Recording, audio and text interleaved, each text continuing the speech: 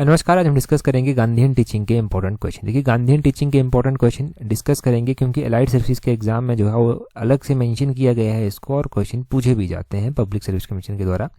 तो सबसे पहले तो देखो, हम एमसीक्यू बेस्ड क्वेश्चन जो है वो डिस्कस करेंगे, परंतु एमसीक्यू बेस्ड क्वेश्चन डिस्कस करने से पहले कुछ बेसिक चीज़ें जानेंगे जहाँ से बहुत सारे क्वेश्चन जो हैं डायरेक्टली इनडायरेक्टली जो है वो सॉल्व होंगे। तो पहले तो महात्मा गांधी टीचिंग मतलब महात्मा गांधी जी के बारे में आपको पता होना चाहिए। इनका पूरा नाम मोहनदास करमचंद गांधी था। 2 अक्टूबर 1869 को पोरबंदर में इनका जन्म जो था वो हुआ था। इनके फादर का नाम था करमचंद गांधी और माता का नाम करमचंद गांधी जो थे ये दीवान थे, मतलब चीफ मिनिस्टर थे पोरबंदर में। मदर का नाम इनकी पुतलीबाई था। इनकी शादी जो था वो कस्तूरबा से हुई थी, कस्तूरबा गांधी से इनकी शादी हुई थी। जब इनकी शादी हुई थी तो कस्तूरबा जो था वो 14 साल की थी और गांधी जी की एज जो था वो 13 ईयर्स ओल्ड थी। और अगर हम बात करें मोहनदास करमचंद गांधी की, तो इनके जो था वो 4 बेटे हुआ करते थे। एक का नाम हीरा लाल था जो 1888 में जो था वो बॉर्न हुए थे। एक का नाम मनीलाल था जो 1892 में बॉर्न हुए थे। एक का नाम रामदास था जो 1897 में बॉर्न हुए थे। और एक का नाम देवदास था जो 1900 में जो था वो पैदा हुए थे। तो क्वेश्चन क्या बनेगा? क्वेश्चन ये बनेगा कि कितने बेटे इनके थे। तो इनके 4 ही बेटे थे, बेटी कोई नहीं थी, 4 ही बेटे इनके हुआ करते थे। और इनके द्वारा जो अनटू दिस लास्ट जो है वो किताब है, इसको ट्रांसलेट किया गया गुजराती में, और इसको जो टाइटल दिया गया वो सर्वोदय टाइटल जो था वो दिया गया। सर्वोदय का मतलब भी बहुत बार गांधीयन टीचिंग के क्वेश्चंस में पूछा गया है। तो इसका मतलब होता है द वेलफेयर ऑफ ऑल। तो वेलफेयर ऑफ ऑल जो है वो इसका मतलब होता है। तो ये जो है वो ये ध्यान रखना है। अगला है यहाँ पर कि 9 जनवरी 1915 को गांधी जी जो था वो बीच में साउथ अफ्रीका चले गए थे। साउथ अफ्रीका से जो था ये वापस भारत आते हैं। प्रॉपरली एंट्री इनकी भारत में होती है 9 जनवरी 1915 को, और उस दिन को जो है वो प्रवासी भारतीय दिवस के रूप में भी मनाया जाता है। अब प्रवासी भारतीय दिवस के रूप में उस दिन को मनाया जाता है। तो 9 जनवरी के बारे में ये ध्यान रखें कि 9 जनवरी जो है प्रवासी भारतीय दिवस मनाया जाता है। इसको NRI डे भी जो है वो कहते हैं, और ये 2015 से जो है वो मनाया जा रहा है। गोपाल कृष्ण गोखले जो था वो गांधी जी के जो था वो पॉलिटिकल गुरु थे। इनको अपना ये पॉलिटिकल गुरु जो था वो मानते थे। और 1930 में जो था वो 1903 में जो है वो गांधी जी ने जो था वो साउथ अफ्रीका से जो था वो स्टार्ट किया था एक वीकली न्यूज़पेपर जिसको इंडियन ओपिनियन के नाम से जो है वो जाना जाता है। तो ये 1903 में साउथ अफ्रीका से स्टार्ट हुआ था। गांधी जी के बारे में ये भी पता होना चाहिए कि जब ये इंडिया में थे तो इंडिया में भी जो था ये जब आए तो इंडिया में भी इसको कंटिन्यू इन्होंने रखा था इंडियन ओपिनियन को। ये अलग अलग टाइम पर एडिटोरियल, कुछ मटेरियल, कुछ मॉरल, फाइनेंशियल सपोर्ट जो था वो प्रोवाइड करवाते रहते थे। और 1919 में जो था वो गांधी जी के द्वारा जो था वो एक दो वीकलीज न्यूज़पेपर स्टार्ट किए गए थे। एक था यंग इंडिया और एक था नवजीवन। तो ध्यान रखना है कि यंग इंडिया और नवजीवन और इंडियन ओपिनियन ये गांधी जी के द्वारा स्टार्ट किए गए थे। और 1933 में जो था वो गांधी जी के द्वारा 1933 में गांधी जी के द्वारा जो था वो तीसरा वीकली न्यूज़पेपर जो है चलाया जाता है एक, जिसका नाम हरिजन रखा गया था। हरिजन का मतलब है द चिल्ड्रन ऑफ गॉड। तो ये भी क्वेश्चन बन सकता है कि हरिजन का मतलब क्या है। हरिजन का मतलब है children of God Gandhi ji के अनुसार। और ये न्यूज़पेपर गांधी जी के द्वारा वीकली बेसिस पर चलाया गया था। कब चलाया गया था? 1933 में जो था वो चलाया गया था। और इनको फादर ऑफ नेशन भी कहा जाता है, मतलब राष्ट्रपिता के नाम से इनको जाना जाता है। राष्ट्रपिता कहकर इनको संबोधित किया गया था नेताजी सुभाष चंद्र बोस के द्वारा सबसे पहले। और इनकी आइडियोलॉजी क्या थी गांधी जी की? ये मानते थे नॉन वायलेंस को, ये मानते थे ट्रुथ के ऊपर हमेशा ये जो था फोकस करते थे कि ट्रुथ हमेशा बोलना चाहिए। Honesty, care for mother nature, इन चीज़ों के ऊपर जो था वो मुख्य रूप से ये फोकस करते थे। और कंपैशन, वेलफेयर, ये जो है वो इनके जो था वो मुख्य रूप से आइडियाज़ थे, ये फिर आइडियोलॉजी थी। गांधी पीस प्राइज़ भी जो है वो दिया जाता है। ये गांधी पीस प्राइज़ भी इम्पॉर्टेंट है। गांधी पीस प्राइज़ जो है वो 1995 में जो था वो सबसे पहले दिया गया था। अब 1995 में सबसे पहला अवार्ड ये किसको दिया गया था, ये भी क्वेश्चन बन सकता है। 1995 में ये अवार्ड जो था वो दिया गया था जूलियस कैम्ब्रिज नायरे को। इनका प्रोनाउंसिएशन देख लेना आप, जूलियस कैम्ब्रिज नायरे को दिया गया था। और ये जो है वो तंजानिया के पॉलिटिशियन हैं जिनको ये दिया गया था। तो पहला अवार्ड कब दिया गया था गांधी पीस प्राइज़, ये क्वेश्चन बनेगा। और दूसरा क्वेश्चन ये बनेगा कि किसको दिया गया था। और लेटेस्ट प्राइज़ ये दिया गया है 2021 में। 21 में मतलब दिया तो 2023 में गया है, परंतु ये जो कंसीडर होता है 2021 का होता है। वैसे दिया तो लेटेस्ट ही गया है, आपने अभी पढ़ा होगा न्यूज़पेपर में भी, करंट अफेयर्स में भी। तो ये गीता प्रेस को जो है वो दिया गया है। गीता प्रेस की स्थापना कब की गई थी? ये प्रेस जो है वो गोरखपुर में है और इसकी स्थापना जो था वो 1923 में की गई थी। और अगर आप देखते हैं आगे चलकर तो गांधी जी की जो हत्या थी वो किसके द्वारा की गई थी? इनकी हत्या जो था वो नाथूराम गोडसे के द्वारा की गई थी। 30 जनवरी 1948 को इनकी हत्या कर दी गई थी। क्वेश्चन ये पूछ सकते हैं कि उस टाइम में कितनी एज के जो था वो थे? तो उस टाइम में 78 एज के जो था वो थे, 78 ईयर्स के ये थे। बिरला हाउस में इनको गोली मारी गई थी। बिरला हाउस को जो है वो अभी गांधी स्मृति के नाम से भी जो है वो जानते हैं। और जो इनका रेस्टिंग प्लेस है, जो इनकी समाधि है, उसको राजघाट के नाम से जो है वो जाना जाता है। तो ये बेसिक हो गया और मोस्ट चांसेस हैं कि यहाँ से 1-2 क्वेश्चन बन ही जाएंगे, ये जो हमने डिटेल से अभी पढ़ा। अब हम MCQ बेस्ड क्वेश्चन जो है वो डिस्कस करेंगे। और जितने भी क्वेश्चन हैं MCQ बेस्ड क्वेश्चन, सारे के सारे सिलेक्टेड क्वेश्चन हैं और बहुत ही इंपॉर्टेंट क्वेश्चन जो है वो है। सबसे पहला क्वेश्चन देखिए, बोलते हैं who was the first biographer on Mahatma Gandhi? तो बोलते हैं महात्मा गांधी के ऊपर पहला जीवनकारी कौन था? तो महात्मा गांधी के ऊपर सबसे पहला जो बायोग्राफर था वो था J.J. डोक। ऑप्शन सी जो है वो सही आंसर हो जाएगा। J.J. डोक जो था वो महात्मा गांधी जी के ऊपर सबसे पहला बायोग्राफर था। यहाँ से कुछ ज़्यादा बनेगा भी नहीं, क्वेश्चन पूछा गया तो डायरेक्टली पूछा जाएगा और ये आपने जो है वो ऐसे ही याद रखना है। क्वेश्चन नंबर 2 देखिए, क्वेश्चन नंबर 2 में बोलते हैं according to Gandhi ji which is the best method of conflict resolution? तो बोलते हैं गांधी जी के अनुसार जो है वो संघर्ष समाधान का सबसे अच्छा तरीका क्या है? तो गांधी जी के अनुसार जो भी कोई संघर्ष होता है उसके समाधान का सबसे अच्छा तरीका है म्यूचुअल डायलॉग एंड मेडिटेशन। एक म्यूचुअल डायलॉग से जो है वो ये फोकस करते हैं कि जो भी कोई संघर्ष है उसका समाधान किया जाए। तो ऑप्शन डी सही आंसर है। ये रिपीटेड क्वेश्चन शायद पूछा गया है, अगर नहीं भी पूछा गया होगा तो मोस्ट इंपॉर्टेंट क्वेश्चन है, स्टार की कैटेगरी में इसको रखिए, ये क्वेश्चन पूछा जा सकता है एग्जाम में। गांधी जी देखो क्या कहते हैं, गांधी जी कहते हैं कि जब मुझे ऐसा लगता है कि कोई भी रास्ता अब नहीं बचा है, कुछ भी नहीं दिखाई देता, तो वो भगवत गीता की ओर चले जाते हैं, भगवत गीता के ऊपर फोकस करते हैं और उनके जो भी डाउट होते हैं, उनकी जो भी चिंताएं होती हैं वो सारी वहाँ से जो है वो दूर हो जाती हैं। अगला क्वेश्चन देखते हैं हमारे पास क्या पूछा गया। अगले क्वेश्चन में बोलते हैं ahimsa and truth in Gandhi ji opinion. तो बोलते हैं अहिंसा और ट्रूथ, गांधी जी के अनुसार अहिंसा और सच्चाई जो है वो क्या है? गांधी जी के अनुसार ये जो अहिंसा और सच्चाई जो है वो are 2 sides of a coin, मतलब एक ही सिक्के के 2 पहलू हैं ये गांधी जी के अनुसार। ऑप्शन ए सही आंसर होगा। गांधी जी ने नॉन वायलेंस के ऊपर बहुत फोकस करते थे। वो कहते थे कि नॉन वायलेंस जो है वो किसकी क्वालिटी है? तो ये स्टेटमेंट में क्वेश्चन बन सकता है कि non violence is the quality of किसकी? ब्रेव की ये क्वालिटी है नॉन वायलेंस। ब्रेव जो है वो हमेशा ही नॉन वायलेंस जो है उससे जो है वो चलता है, क्योंकि गांधी जी कहते हैं कि जो ब्रेव इंसान है ना वो वॉलेंट नहीं होता कभी, वो हमेशा नॉन वॉलेंट रहता है, और जो कि डरपोक आदमी होता है वो हमेशा ही नॉन वॉलेंट रहता है। तो डरपोक का हथियार बताया गया है नॉन वॉलेंट को, डरपोक का हथियार बताया गया है वॉलेंट को, मतलब जो वॉलेंस करता है वो डरपोक है और जो नॉन वॉलेंट रहता है वो ब्रेव है गांधी जी के अनुसार। और यहाँ से भी ना क्वेश्चन बनता है, यहाँ से भी क्वेश्चन पूछा जा सकता है। अगला क्वेश्चन देखिए क्या बोलते हैं अगले क्वेश्चन में बोलते हैं Gandhi ji non violence emerged from. तो गांधी जी की जो नॉन वॉलेंस का आइडिया था वो कहाँ से एमर्ज हुआ? वो एमर्ज होता है मॉरल एंड सॉल्व फोर्स से। ऑप्शन डी जो है वो सही आंसर हो जाएगा। उनकी मॉरल और सॉल्व फोर्स से जो है ये नॉन वॉलेंस का आइडिया जो है वो एमर्ज होता है। और नॉन वॉलेंस के बारे में आप पहले ही जान चुके हैं कि ये जो है वो ब्रेव की क्वालिटी है। नेक्स्ट क्वेश्चन देखते हैं हमारे पास क्या पूछा गया है। अगले क्वेश्चन में बोलते हैं which of the following was not Gandhi ji scheme for democracy. तो बोलते हैं निम्नलिखित में से कौन सी जो है वो गांधी जी की लोकतंत्र योजना में नहीं था? तो गांधी जी की लोकतंत्र योजना में इनमें से क्या नहीं था? Direct election to state and central legislature. तो गांधी जी जो है वो उनकी जो लोकतंत्र डेमोक्रेसी की जो पॉलिसी थी उसमें ये डायरेक्ट इलेक्शन जो स्टेट के लिए होते हैं और सेंटर के लिए होते हैं उसका जो है ये वकालत नहीं करते थे, ये हमेशा ही फोकस करते थे ग्राउंड लेवल से। इसका तो देखो direct election to state and central legislature ये इसका सही आंसर हो जाएगा। परंतु गांधी जी देखो ये कभी भी ना ऐसा नहीं था कि ये इलेक्शंस के अगेंस्ट थे, ये हमेशा ही जो है वो डिसेंट्रलाइजेशन की बात करते। डिसेंट्रलाइजेशन का क्या मतलब है? इनका मतलब ये था कि लोगों के छोटे छोटे लेवल पर लोगों के हाथों में, जैसे पंचायती लेवल पर हो गया, वहाँ पर लोगों के हाथों में जो है वो पावर देनी चाहिए और वहाँ से जो है वो डेवलपमेंट हो सकती है।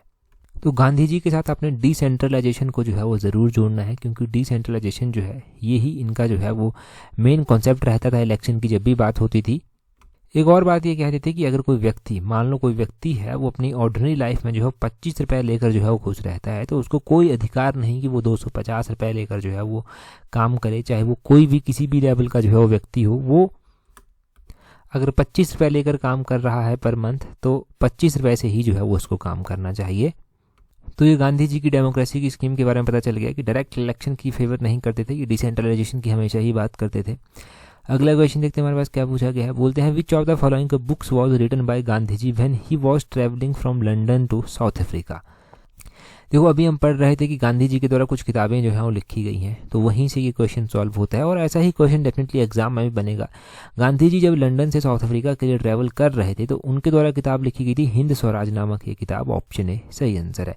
अच्छा, हिंद स्वराज नामक ये किताब कब इनके द्वारा लिखी गई थी? तो ये हिंद स्वराज गांधी जी के द्वारा 1909 में जो था वो लिखी गई थी। 1909 में इनके द्वारा लिखी गई थी, गुजराती भाषा में लिखी गई थी और ये तब लिखी गई थी जब ये लंदन से साउथ अफ्रीका के लिए ट्रैवल जो था वो कर रहे थे। 1910 में क्या हुआ था, इन दी 1910 it was banned by the British government, और ब्रिटिशर्स के द्वारा इसे बैन कर दिया गया था। इनके ऊपर सेडिशन का टैक्स था कि सेडिशन के ऊपर है ये, तो मतलब सेडिशन का एक बन रहा था इनके ऊपर, तो इसलिए इसको बैन कर दिया गया था। तो 1909 में जो था ये गांधी जी के द्वारा जो था वो लिखी गई थी। तो हिंद स्वराज का भी हो गया, अगर पहले नहीं हुआ था, अगर हुआ था तो ठीक है। अगले क्वेश्चन में क्या बोलते हैं, मोस्ट इंपॉर्टेंट क्वेश्चन है, स्टार लाइनर क्वेश्चन है। बोलते हैं which of the following Gandhi ji biographer wrote non cooperation because the name of an epic in the life of Indian and Gandhi ji. तो बोलते हैं निम्नलिखित में से गांधी जी के किस जीवनी लेखक ने ये लिखा है कि असहयोग भारत और गांधी जी के जीवन के एक युग का नाम बन गया। तो ये किसके द्वारा लिखा गया कि जो असहयोग आंदोलन या फिर असहयोग नॉन कॉपरेशन गांधी जी का एक एजेंडा था, वो जो है वो गांधी जी के जीवन और एक उसी युग का जो है वो एक नाम जो है वो बन गया। ये लिखा गया था किसके द्वारा? लुइस फिशर के द्वारा ये लिखा गया था। और गांधी जी का नॉन कॉपरेशन का भी हम पढ़ेंगे उन मूवमेंट्स को भी आगे चलकर कि गांधी जी के क्या क्या ये मूवमेंट्स थे, क्या क्या उनमें हुआ। अगला क्वेश्चन देखिए तब तक आप क्या बोलते हैं द जज who presided over his trial of Mahatma Gandhi, ये भी स्टार लाइनर क्वेश्चन है, during the non cooperation movement in the year 1922। तो बोलते हैं वह न्यायाधीश जिसने वर्ष 1922 में असहयोग आंदोलन के दौरान गांधी जी के मुकदमे की अध्यक्षता की थी। वो जज पूछे गए हैं जब गांधी जी का असहयोग आंदोलन का मुकदमा चला था, तो जज कौन थे? तो जज की बात करें तो वो थे C.N. ब्रूमफील्ड का नाम आपने ध्यान रखना है। 1922 में जो है वो असहयोग आंदोलन के दौरान जो है महात्मा गांधी के मुकदमे की अध्यक्षता C.N. ब्रूमफील्ड के द्वारा जो था वो की गई थी। तो ये जज हुआ करते थे और ये मोस्ट इम्पॉर्टेंट क्वेश्चन जो है वो कहलाएगा। यहाँ पर इनके बारे में लिखा भी गया है। C.N. ब्रूमफील्ड थे, ये जो है वो जब नॉन कॉपरेशन मूवमेंट, जब 1000 ऑफ इंडियन जो है वो जेल में डाल दिए गए थे, गांधी जी को अरेस्ट कर लिया गया था मार्च 1922 में, तो उनके ऊपर चार्ज लगाया गया था सेडिशन का। तो जज जो ट्रायल को प्रिजाइड कर रहे थे वो थे जस्टिस C.N. ब्रूमफील्ड, इनका नाम पता चला। देखो गांधी जी के जो अहिंसात्मक कुछ सत्याग्रह थे उनके बारे में जानते हैं। सबसे पहले गांधी जी जो है वो चंपारण सत्याग्रह जो है वो स्टार्ट करते हैं 1917 में। 1917 में ये स्टार्ट किया जाता है, तो इसको जो है वो फर्स्ट सिविल डिसओबीडियंस मूवमेंट भी माना जाता है। ये जो था वो 1917 में स्टार्ट होता है चंपारण सत्याग्रह। उसके बाद जो है वो अहमदाबाद मिल स्ट्राइक होता है। अहमदाबाद मिल स्ट्राइक 1918 में होता है। इसको गांधी जी की फर्स्ट हंगर स्ट्राइक भी जो है वो कहा जाता है, फर्स्ट हंगर स्ट्राइक। और उसके बाद खेड़ा आंदोलन जो है वो होता है, खेड़ा सत्याग्रह भी 1918 में ही जो है वो होता है। ये पहला नॉन कॉपरेशन था, फर्स्ट नॉन कॉपरेशन मूवमेंट था।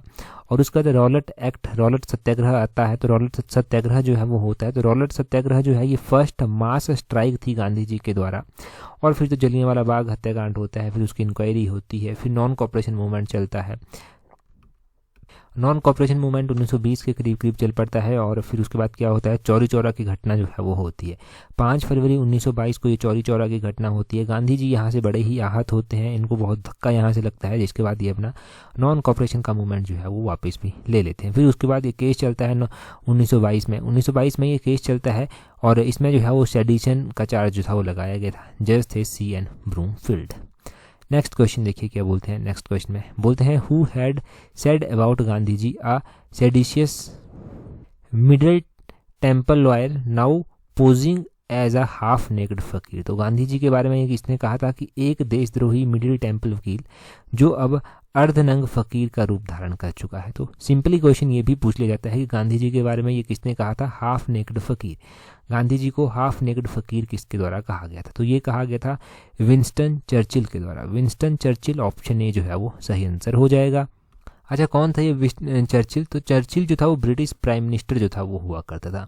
ब्रिटिश प्राइम मिनिस्टर था चर्चिल, और इसके द्वारा गांधी जी को हाफ नेक्ड फकीर, अधरंगा फकीर भी जो था वो कहा गया था। अच्छा, इस तरह से भी पूछा जाए तब भी ध्यान रखना है कि a seditious middle temple lawyer now posing as a half naked फकीर। विंस्टन चर्चिल जो है वो कब प्रधानमंत्री बना था इंग्लैंड का? तो 1940 में जो था ये प्रधानमंत्री बना था इंग्लैंड का। 1940 के आसपास की बात है। 1940 में वाइसराय जो हुआ करते थे वो कौन हुआ करते थे? तो लिनलिथगो जो है वो उस टाइम वाइसराय हुआ करते थे। लिनलिथगो की अगर हम बात करें तो इनका कार्यकाल 1936 में स्टार्ट होता है, 1944 तक ये रहते हैं। और इसी दौरान जो है वो डब्ल्यू चर्चिल जो है वो प्रधानमंत्री भी बनाए गए इंग्लैंड के। अगला क्वेश्चन देखिए क्या बोलते हैं। अगले क्वेश्चन में बोलते हैं who among the following is known as American Gandhi. तो अमेरिकन गांधी के रूप में किसको कहा जाता है? देखो, अमेरिकन गांधी कहा जाता है मार्टिन लूथर किंग को। मार्टिन लूथर किंग का ऑप्शन ए जो है वो सही आंसर हो जाएगा। मार्टिन लूथर किंग को क्या कहते हैं? अमेरिकन गांधी कहकर संबोधित करते हैं। एक और क्वेश्चन यहाँ से ऐसा ही बनता है। नेल्सन मंडेला जो है ना, जो कि फॉर्मर प्रेसिडेंट रह चुके हैं साउथ अफ्रीका के, इनको जो है वो अफ्रीका का गांधी भी कहा जाता है। अफ्रीका का गांधी कहा जाता है। पहाड़ी गांधी किसको कहते हैं? पहाड़ी गांधी जो है वो बाबा कांसीराम को जो है वो कहा जाता है। बाबा कांसीराम को पहाड़ी गांधी कहकर किसने संबोधित किया था? तो इनको पहाड़ी गांधी कहकर जो था वो जवाहरलाल नेहरू के द्वारा संबोधित किया गया था। बाबा कांसीराम को जो था वो पहाड़ों का बुलबुल भी कहा जाता था। तो पहाड़ों का बुलबुल उनको किसके द्वारा कहा गया था? तो सरोजनी नायडू के द्वारा जो था वो उनको पहाड़ों का बुलबुल कहकर संबोधित किया गया था।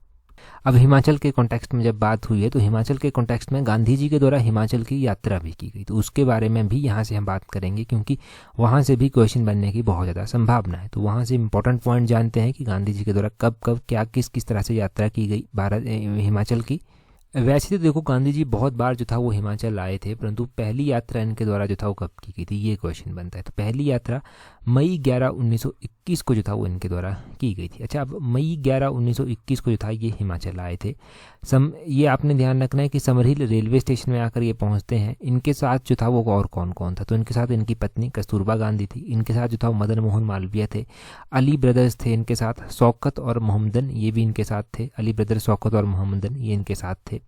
और ये लोग आए थे क्यों? ये आए थे वायसराय लॉर्ड रीडिंग से मिलने के लिए। लॉर्ड रीडिंग से मिलने के लिए ये आए थे। महात्मा गांधी रुके कहाँ थे जब वो पहली बार आए थे? ये मोस्ट इंपॉर्टेंट क्वेश्चन है। तो वो शांति कुटीर में आकर जो था वो रुके थे। शांति कुटीर में आकर जो था वो महात्मा गांधी जी रुके थे। और शांति कुटीर समरहिल शिमला में पड़ता है। उसके बाद मई 13, 1921 को ये लॉर्ड रीडिंग के साथ जो है वो मिलते हैं। और जब ये मिलते हैं तो बहुत सारी भीड़ वहाँ पर जो है वो इकट्ठी होती है और वहाँ पर ज़ोर ज़ोर से नारे लगाए जाते हैं, बेताज बादशाह की जय हो। तो बेताज बादशाह की जय हो के नारे जो है वो लगाए जाते हैं। और क्वेश्चन क्या पूछेंगे यहाँ से? क्वेश्चन ये पूछेंगे कि ये नारे जो था वो कब लगाए गए थे, कौन आया था, कब लगाए गए थे, उस टाइम वायसराय कौन था, ऐसे ऐसे क्वेश्चन बनेंगे। तो मई 13 को लगाए गए थे। मई 13, 1921 को लगाए गए थे। और लॉर्ड रीडिंग वायसराय हुआ करते थे। और गांधी जी जब मिले थे इनके साथ तो एक ह्यूज क्राउड थी जिसके द्वारा ये नारे लगाए गए थे। और गांधी जी के द्वारा जो था वो 14 मई 1921 को जो था वो वुमेन गैदरिंग को जो था वो आर्य समाज हॉल, जो कि लोअर बाजार में पड़ता है, वहाँ पर जो था वो रिप्रेजेंट किया गया था। और जब यहाँ पर ये मई 14, 1921 को महिलाओं की गैदरिंग को संबोधित करते हैं तो एक जुलूस भी निकाला जाता है। ये लोअर बाजार से लेकर फायर ग्रुप जो कि जाखू में है वहाँ तक निकाला जाता है। फायर ग्रुप जो है ना, हाउस है लाला मोहन लाल का, इनका ये हाउस है जहाँ तक ये जुलूस निकाला जाता है। 15 मई 1921 को जो है वो संडे था और मॉर्निंग में गांधी जी जो है वो एक ह्यूज गैदरिंग को एड्रेस करते हैं। लगभग 15,000 के करीब उस टाइम लोग वहाँ पर थे। ईदगाह मैदान में इनके द्वारा ये किया जाता है। उसका सेकंड विजिट महात्मा गांधी जी के द्वारा शिमला का किया गया था मई 11, 1931 को और 17 मई 1931 तक ये रुके। और इस टाइम में क्या होता है, इस पीरियड में जो है वो महात्मा गांधी जो है वो लॉर्ड विलिंगडन से जो है वो मिलते हैं और कुछ मुद्दों को लेकर बात होती है। अब इस दौरान तो इनके साथ मिलते हैं। 17 मई के बाद वो सीधा जो है वो चले जाते हैं नैनीताल और उसके बाद फिर से वो जुलाई 13 को 1931 में जो था वो शिमला आए थे और जुलाई 22 तक यहीं पर रुके थे। उसके बाद अलग अलग टाइम में बहुत सारे विजिट होते रहे, अलग अलग मेंशन है। जो हमारे पास एक डाटा पड़ा हुआ था, एक वैलिड डाटा पड़ा हुआ था, तो वो हमने आपको यहाँ से डिस्कस करके बताया। पहला दूसरा विजिट ज़रूरी है। पहले विजिट के दौरान कहाँ पर आकर रुके थे वो इम्पोर्टेंट है इनके बारे में जानना। देखो, ये जो मैंने क्वेश्चन डिस्कस किए हैं, मैं श्योरिटी के साथ कह सकता हूँ कि यहाँ से एक ना एक क्वेश्चन तो कहीं ना कहीं से बनेगा ही बनेगा। ये इंपॉर्टेंट है क्वेश्चन। अगर आप एलाइड सर्विसेज की तैयारी कर रहे हैं, एलाइड सर्विसेज की टेस्ट सीरीज आप प्रैक्टिस कर सकते हैं। एलाइड सर्विसेज की टेस्ट सीरीज का लिंक जो है वो नीचे डिस्क्रिप्शन बॉक्स, कमेंट बॉक्स में दिया गया, वहाँ से अवेल कर सकते हैं। ईजिली आपको मिल जाएगी और अच्छे से आप प्रैक्टिस भी जो है वो कर सकते हैं। टाइम है आपके पास अभी, ताकि आप प्रैक्टिस भी कर सकें, खुद को इम्प्रूव कर पाएँ, छोटी छोटी कमियां जो होती हैं ना उनका पता चल जाएगा और उनके ऊपर अभी काम कर पाएंगे। अब 1 नंबर का एक और क्वेश्चन बताता हूँ, वो है DPSP का क्वेश्चन। ये DPSP क्या है? Directive principle of state policy है। इंडियन कॉन्स्टिट्यूशन का कौन सा पार्ट जो है वो इनके साथ डील करता है? तो इंडियन कॉन्स्टिट्यूशन का पार्ट नंबर 4 जो है ना वो इनके साथ डील करता है। पार्ट नंबर 4 इनके साथ डील करता है। तो directive principle of state policies का एक क्वेश्चन पक्का बनता है। देखो, directive principle of state policy में ना सोशलिस्टिक प्रिंसिपल आते हैं, गांधीन प्रिंसिपल आते हैं और यहाँ पर जो है लिबरल इंटेलेक्चुअल प्रिंसिपल आते हैं। हम गांधीन प्रिंसिपल की बात करेंगे क्योंकि क्वेश्चन तो यहाँ से बनेगा। पढ़े आपने हैं, ऐसा नहीं है कि पढ़े नहीं होंगे या मैं कोई नई चीज़ बता दूंगा, परंतु एग्जाम में क्या क्वेश्चन पूछा जाएगा, कैसे रिवाइज होगा, वो तो एटलीस्ट पता चले और एक हेल्दी रिवीजन होना चाहिए। फिर सबसे पहले आर्टिकल 40 जो मैंने आपको टिप्स पर याद करवाया हुआ है, एक बार नहीं हज़ारों बार अपनी वीडियोस में जो है पूछा है आपसे, ये बात करता है ऑर्गेनाइजेशन ऑफ विलेज, पंचायत की। गांधी जी बात करते थे ना डिसेंट्रलाइजेशन की, तो ये वही डिसेंट्रलाइजेशन है। उसके बाद आर्टिकल नंबर 43 है। 43 नंबर आर्टिकल जो है वो किसकी बात करता है? ये बात करता है जो कॉटेज इंडस्ट्री होती है उसकी जो है वो प्रमोशन की जाए, रूरल एरियाज़ में जो है वो इस तरह की इंडस्ट्रीज़ होनी चाहिए। तो ये आर्टिकल नंबर 43 जो है वो बात करता है। एक है आर्टिकल नंबर 43B करके, बी भी है इसके साथ लगा हुआ। तो ये आर्टिकल नंबर 43B जो है वो किसकी बात करता है? ये बात करता है कि प्रमोट किया जाए जो डेमोक्रेटिक कंट्रोल होता है, प्रोफेशन होता है, मैनेजमेंट होता है, कोऑपरेटिव सोसाइटीज़ की एक तरह से बात करता है। तो कोऑपरेटिव सोसाइटीज़ के साथ इसको आपने 43B को ध्यान रखना है। उसके बाद आर्टिकल नंबर 46 जो है वो आता है। आर्टिकल नंबर 46 किसकी बात करता है? ये बात करता है प्रमोट करने की एजुकेशन और इकोनॉमिक इंटरेस्ट जो है शेड्यूल कास्ट और शेड्यूल ट्राइब और अदर बैकवर्ड सेक्शन के, उनके इंटरेस्ट, एजुकेशनल और इकोनॉमिक इंटरेस्ट को प्रमोट करने की ये बात करता है। तो ये 46 भी इम्पॉर्टेंट है। 46 के बाद अगला आता है 47। 47 किसकी बात करता है? ये बात करता है जो कंजम्पशन होती है, ड्रिंक्स होती हैं, मतलब ड्रिंक्स जो लोग पीते हैं, ड्रग्स जो लेते हैं, उनसे उसके ऊपर बैन लगाने की ये बात करता है। तो उनकी मनाही के लिए जो है गांधी जी हमेशा ही फोकस करते आए हैं क्योंकि वो सेहत के लिए जो है वो हानिकारक है। तो 47 भी इम्पोर्टेंट है। 47 के बाद 48 है गांधीयन प्रिंसिपल। ये किसकी बात करता है? ये पशु बलि होती है, जैसे कि गाउस को जो कऊ जो होती है ना, कौओं को जो है वो स्लॉटर किया जाता था, और भी काव्स थे उनके, मतलब अलग अलग जानवरों को, तो उसके ऊपर ये बैन लगाने की बात जो था वो करते थे, प्रोहिबिशन की बात वहाँ पर करते थे। तो ये 48 नंबर आर्टिकल आपने ध्यान रखना है। तो ये टोटल 6 मैंने आर्टिकल बताया यहाँ से। Article number 40, 43, 43B, 46, 47, 48। तो ये सारे के सारे आपने यहाँ से ध्यान रखने हैं। एक क्वेश्चन मैं आपसे पूछ लेता हूँ। अभी बात हुई यूनिफॉर्म सिविल कोड की। यूनिफॉर्म सिविल कोड के साथ कौन सा आर्टिकल डील करता है और यूनिफॉर्म सिविल कोड जो है वो कौन से प्रिंसिपल्स में आता है? 3 तरह के प्रिंसिपल्स होते हैं, ये मैं बता देता हूँ। सोशलिस्टिक प्रिंसिपल होता है, गांधीयन प्रिंसिपल होता है, एक लिबरल इंटेलेक्चुअल प्रिंसिपल होता है। तो ये आर्टिकल नंबर 44 जो है वो कहाँ पर आता है? और directive principle of state policy हमने कौन सी कंट्री से जो था वो अडॉप्ट किए थे, वो भी आप कमेंट करके जो है वो भी बताएंगे। अच्छा, टेलीग्राम पर क्या अभी आपने हमें ज्वाइन नहीं किया है तो टेलीग्राम पर ज्वाइन करने के लिए अपने टेलीग्राम से @allexam31 करके सर्च करना, आपको हमारा टेलीग्राम चैनल मिल जाएगा। पेपर 1 की टेस्ट सीरीज प्रैक्टिस करनी है तो उसका लिंक टेलीग्राम पर भी मिल जाएगा, नीचे डिस्क्रिप्शन बॉक्स कमेंट बॉक्स में भी दिया गया है। नीचे डिस्क्रिप्शन बॉक्स कमेंट बॉक्स में व्हाट्सएप ग्रुप जो है ना हमारा, उसका लिंक भी दिया गया हुआ है। ये PDF मैं आपको टेलीग्राम पर प्रोवाइड भी करवाऊंगा।